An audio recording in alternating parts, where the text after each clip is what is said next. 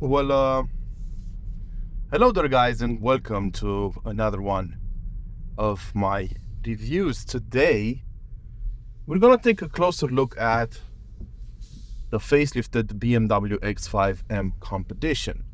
And from the get-go, I have to point out the fact that there's only one X5M left in the configurator of the BMW brand, and that's the competition model. So seeing the facelifted BMW X5M competition could be interpreted as a sort of, wrong way of addressing it, because the standard version, the BMW X5M, is no longer available. And it's an easy decision. It's easy to see why BMW decided to do that. And it has everything to do with the sales. So according to the German brand, over 85% of the customers buying the BMW X5 optioned for the competition version. Seeing as that's the case, BMW decided to simply pull the standard X5M out of production and leave the competition version alone as an option for customers looking for a super SUV with the BMW brand on top of it.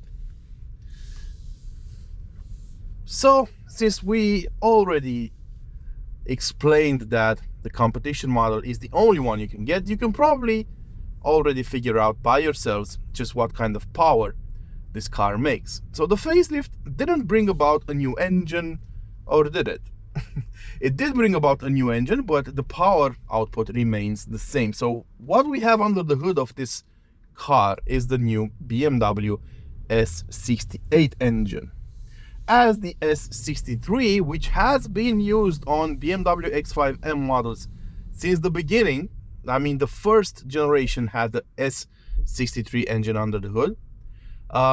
That has been retired now, and now we have the S68 under the hood of the new M models. It's the same engine you'll find on the M60 versions, like the BMW X5 M60 or the BMW X7 M60, but on the full-on M models it has more power. Still 625 horsepower, still 750 newton meters of torque, but now the engine has been hybridized, and that will help with emissions, it will help with the fuel consumption, and it will allow BMW to keep this engine in production even after Euro 7 comes out, because according to BMW officials, this engine is ready for Euro 7.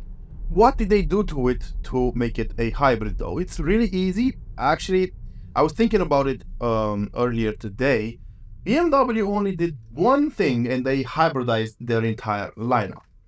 They changed the 8-speed ZF gearbox they used to have with an electrified one. So what we have here, and on almost all new BMWs, is a ZF gearbox. It still has the 8 gears we're used to, but it also includes an electric motor that's good for 12 horsepower and 200 newton meters of torque. And that has certain functions, from helping you set off whenever the engine is hot, because if the engine is cold, you'd use a classic starter to get it going. But once the engine is up to running temperature, you will use that electric motor to set off and start it. It will take over some auxiliary functions. For example, when you're slowing down, the internal combustion engine can turn off completely, and it will fill in eventual torque gaps in the power band. That's what that electric motor will do. And with its help, this car is even sharper than before. As for the internal combustion side of things, yes, we still have that hot V configuration. We still have a 4.4 liter V8 under the hood with 2 turbos. We have a cross intake manifold. We have the turbos have been positioned a bit closer to the exhaust manifold to improve even further the pedal response. We have a new oil sump. We have a new cooling system meant to keep the engine cooler for longer and easier. Even the gearbox has a different cooling setup to make sure it's up to running temperatures in more situations. The new oil sump makes sure that you don't run out of lubrication even on the track doing big speeds and hard corners. What else? The drive shaft has been improved. It's now stiffer to make sure it copes with the extra power and so on. So they did rework a lot of the internals of this engine to make it a lot more durable. Now, when you drive it, you don't really feel all those changes, but what I did notice is the fact that the car, the engine, the drivetrain, has a sharper pedal response. You do notice that a lot.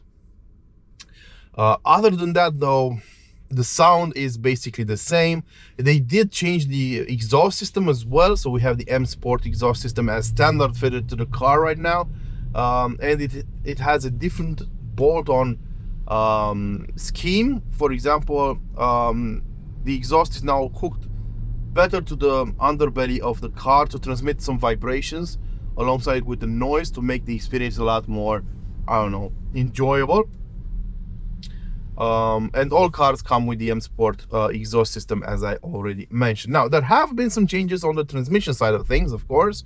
We do have all-wheel drive, the MX Drive all-wheel drive system, but the gearbox has been modified as well to provide better acceleration. So the first 3 gears have been shortened, and that should contribute to a faster acceleration overall, while the rest of the gears have been made longer to optimize for fuel consumption. And you do feel it when you launch this car, for example. It is quite fast off the line, and it does kick your head back a lot. So those are the hardware changes, and there's another one I need to talk about, which is the suspension setup. Now, BMW said they made the suspension a bit stiffer as well in order to make the car drive even better. Now, that's probably the one thing that you will feel the most when driving this car, the suspension, because it is really stiff. It's really stiff, especially in sport mode. It's borderline unusable. And I can't really seem to understand why BMW would do that. Right now, this BMW X5M feels more like an M car than ever, and that's to be appreciated, but I think it defeats the purpose of buying an SUV in the first place. People buy an SUV for its practical side, for its comfortable suspension setting, because usually SUVs are a bit more comfortable than their sedan counterparts. So that's part of the whole SUV experience. Now, if you take those attributes away, the car is still pretty practical. It's just as big as a regular X5. You do have a 650-liter boot in the back, so it does work rather nicely. But it's not exactly comfortable for a day-to-day scenario. Some people, I'm guessing, will buy it and use it in a day-to-day scenario, but for me, maybe I'm just getting too old. My back hurts. So a while back, I tested the RSQ8, and the RSQ8 comes with an air suspension. BMW has always said that air suspension takes away from the driving pleasure, and they will not fit it to their most high-performance cars, as proven by the current generation BMW X5, because the regular X5, the non-M version, or the M60 version, they come with air suspension, and they are incredibly comfortable. This car doesn't, and my back already hurts. So you have to really think about what you want the most. Do you really want the most performance out of a car? Then you should get this one, because it is incredibly fast and it is incredibly well controlled on tight curves and on the track, especially for its size. This is still a 2.5 ton car, and yet it drives absolutely amazing. You can oversteer with it. It's quite a beautiful feeling whenever you do that, because oversteering with a car this big does make your anus tighten up. But it's not just that, it's just a unique feeling you can't really experience with a lot of cars on the road these days, to be sitting this tall in such a big car and still do some remarkable drifts or oversteer. So it's quite a unique feeling that you experience. But you have to really think about what you really want from a car. And if you really want all the performance in the world, the BMW X5 might be the one for you.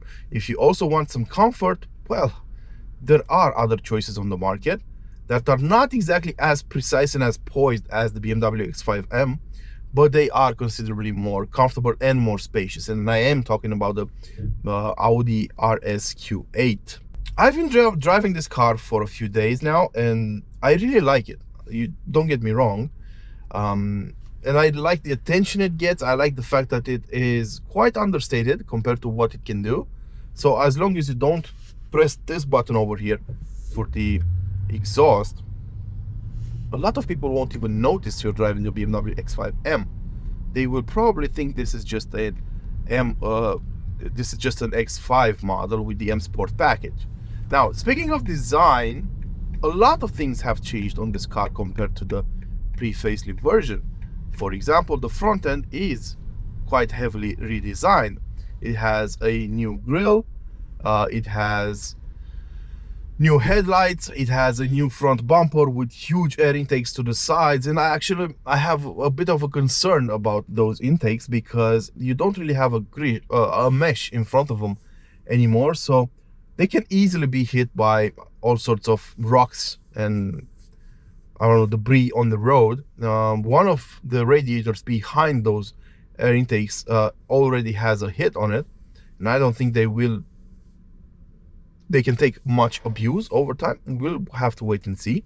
But the whole front end does look good, and I like the new grille as well with the horizontal lines. That does remind me of the external shape, reminds me of the BMW XM a lot. So that's good. Other than that, in terms of design on the outside, not a lot has changed. We do have some new side grills on the front fenders. The wheel designs have remained the same. We do have a couple of new colors.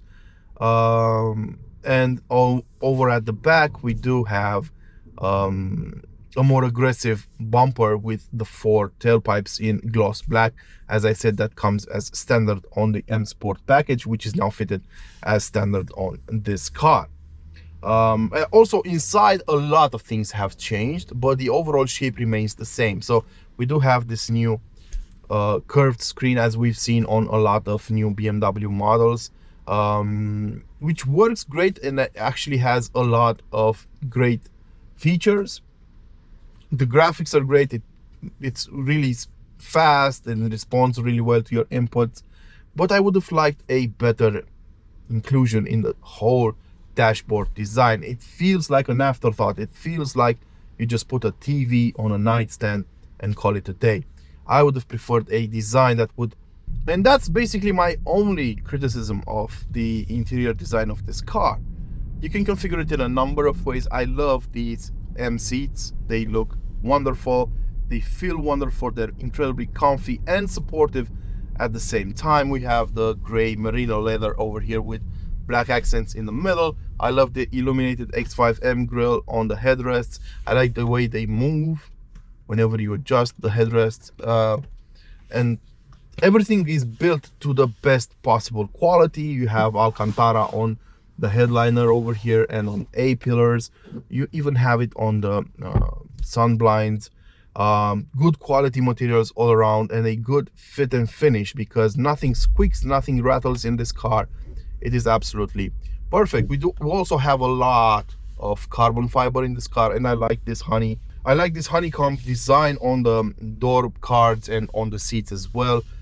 Absolutely brilliant. There's plenty of room in the back for an adult or two.